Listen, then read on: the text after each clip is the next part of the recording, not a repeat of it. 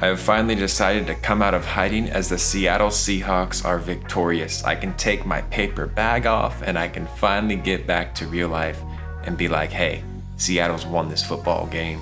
They win. They are now 4-8 on the season as they beat a Niners team that was banged up coming into this one, but Seattle prevails. And I tell you what, this is the best they have looked since week 1. I feel like throughout the whole entire season, it has been a struggle to watch this team. They can't get things moving. The offense has struggles. The defense is doing okay, but the offense has been the main reason in my eyes as to why they are the record that they are. But today they figured things out. They maintained drives. But you know what? That first quarter, I was sitting with my wife and my mom, or I was hanging out with my mom for the first time in some time since Thanksgiving. And as I was over there, I was watching that first quarter and I was like, wow, this team is so bad. And then that Travis Homer snap to him, he takes it 73 yards and you're like, okay, this isn't bad. And then you see the rest of that first quarter and it was just dreadful. I tell you what, this is a football game that is one of those, it's a tale of 4 quarters. You can't win it in the first, you can't win it in the second, can't win it in the third, you win it in the fourth. And Seattle won it. But I tell you what, Gerald Everett, hey, you did not have your best game today, by any means. But keep your head up, you're still a solid football player. I mean, it was rough. It was rough watching him miss that pass. Russell threw a pass to him, and unfortunately it bounced up, went into the defender's arm, interception. There was the fumbles, 2 fumbles, and the one that was so major was right there at the end. I mean, let's just unpack that drive though for a moment. All right, Seattle runs all the way down the field.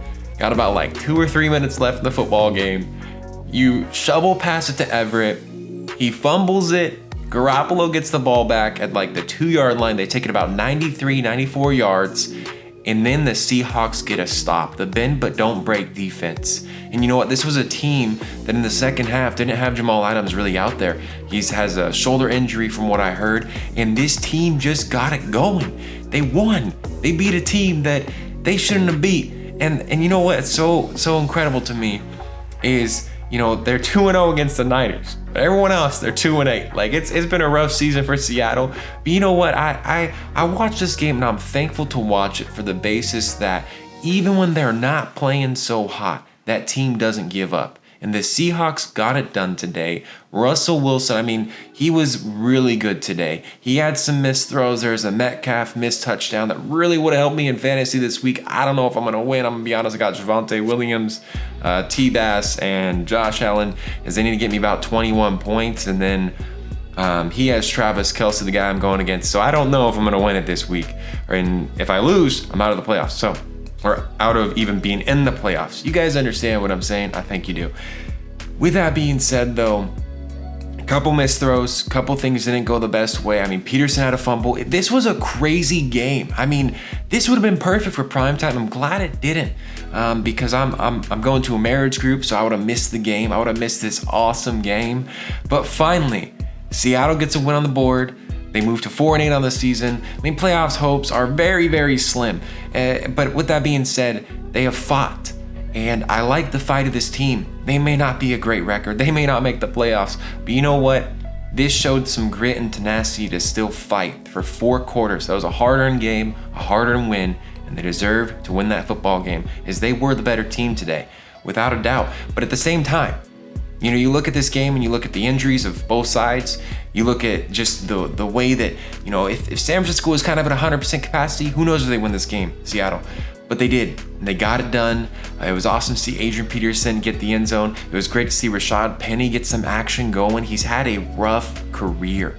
He hasn't had a good career at all, but the fact he got that 34-yard reception, getting D. Eskridge into the end zone was a great thing. Getting Tyler Lockett into the end zone was a great thing. Getting DK Metcalf involved was a great thing. This offense finally started finding some rhythm, which we have not seen for a very, very long time. But Russell Wilson looks like he's healthy, and Seattle will move to 4-8 on the season. Let me know your thoughts of this football game. It was a good one overall. I'm glad to finally make a video. I know it's been 2 months. I apologize. I have been married and I got a job, and so life has just been kind of busy.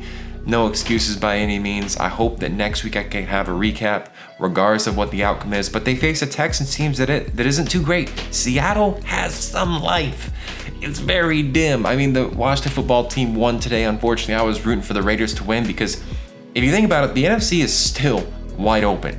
I very well could see a 9-8 team making the postseason. Unfortunately, with Seattle's head-to-heads, even if they were to win out, it's very unlikely that they would get in for the basis that if Washington football team wins 3 games, they're out, or if the Minnesota Vikings get to 9 wins, they're out. That head-to-head is so important, and unfortunately, they don't got it. But regardless, Seattle moves to 4-8. Thank you so much for watching. Hope you have a wonderful day, and I shall see you in the next one.